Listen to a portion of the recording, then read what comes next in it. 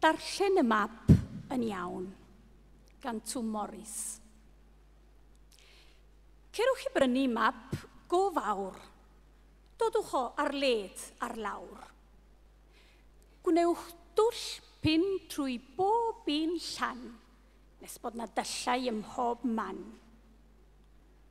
Cofiwch y mannau Cofiwch y mannau lle bu pwll a chwarael a ffwrnais a gwnewch dwll. Y mannau lle raeth bendith sant yn ffynnon gloiw yn y pant, lle bu gwydion a llei a bran, lle bu tri yn cynnau tân.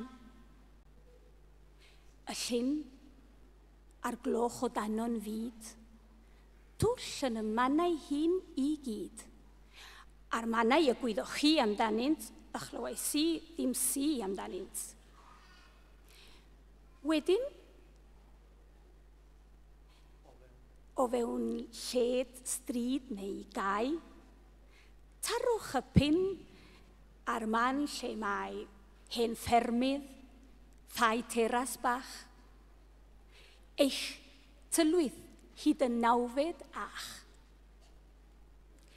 A phan fydd tyllau pin diri, daliwch y map am yr hael a chi, a hwnnw'n hael mawr ganol pnawn.